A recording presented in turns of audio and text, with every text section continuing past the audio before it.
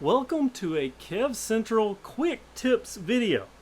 A new segment that I'm going to start, at least I plan on starting, because every now and then, well, I get asked tech questions every day, but every now and then I get asked the same question so many times in one day that I think, maybe I ought to do a quick tech tips video on this, especially when the front wheel is involved, because the one thing you don't want assembled improperly on a bike is anything to do with the front wheel.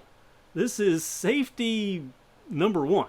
Make sure your front wheel is proper. By the way, before I even get to this, let me tell you that Project Pork Chop, long waited for, at least we've been waiting for it for about a month. I finally got all my parts assembled together. I've had it out on the trail, and it is something to see.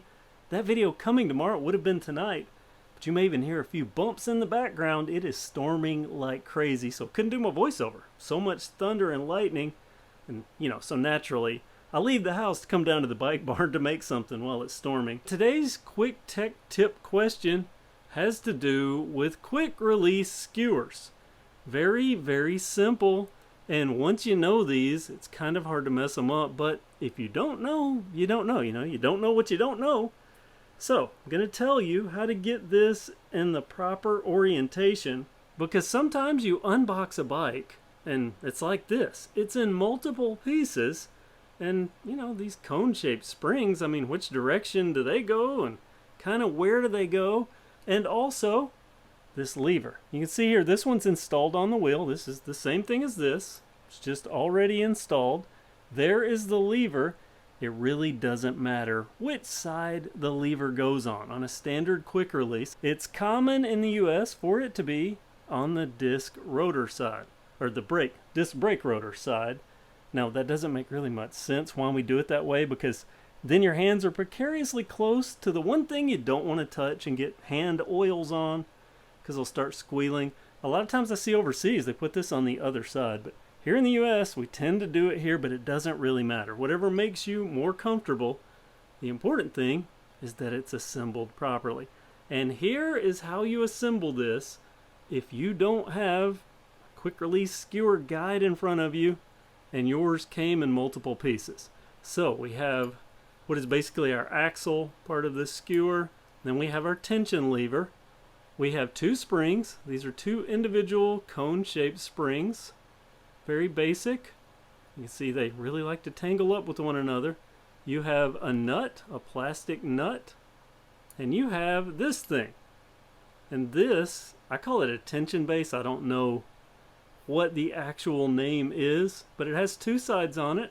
It's got this, and they're usually polished chrome or some sort of just silver metal color. Every now and then they're black, but you can see they have kind of a serrated side or a roughed side there.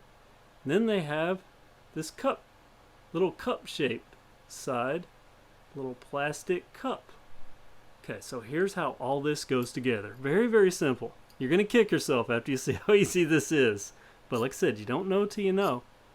This skewer, again, going to go like we do in the US here on the right hand side, though it doesn't matter. But this slides on with that cup side towards the lever. The serrated side goes towards the end. And I want you to see here, see how that just meshes and mates up perfectly there. And don't worry, you can't even mess it up, because once you start tightening, this is just going to kind of clip into place. But that's how that goes on, with the cup side towards the lever, serrations there. And then we get to these springs, the really tricky part that confuses a lot of people. And at one time, I was even confused by this, but it's really easy. These springs are cone shaped. The fat part of the cone always goes towards the outside. So towards the lever, and on the other side, the fat side of the cone is going to go towards this nut on the outside. And that is the proper component, or I guess proper parts that make up this quick release skewer and their orientation. And to get it put on, so what you would do is, if you just have all these parts, you put your block, your tension block there, you make sure you have your spring, and you can see that sits so nicely right down in there. And see, let me just turn this around and show you how awkward that looks in the other direction. See, that doesn't even look right, does it? So now you know that this goes on the other side here, or on the fat side out. And let me grab a wheel. So I'm just going to slide this in here, and you can see there's my fat side. There's the block, and that's going to go in, and it's going to come out on this other side. Probably should have given myself more room. And then I'm going to put this cone on with that fat side going out. See that? Then I'm going to put my nut on. And just a few turns, a very few light turns. I can move this bike out of the way. There we go. Very few light turns because you want some play. And that way your fork can go on each of these, the dropouts on the fork, can go on each side of this. And then you just tighten your nut down.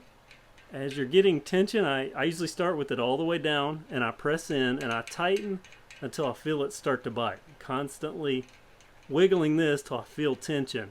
Once you get good tension, want it about halfway, and then really force that thing shut. And that will give you, get my bike back over here, that will give you a properly installed wheel. That should be safe because you've got your orientation, all the components properly assembled on your front quick release skewer. So there's a tech tip, a quick tech tip for you. If you've ever had any questions about a quick release skewer and how it goes on a bike, thanks for watching this video, and be sure to tune in tomorrow, Project Pork Chop, which I'm thinking about renaming. You'll find out why in the video. Have a great day.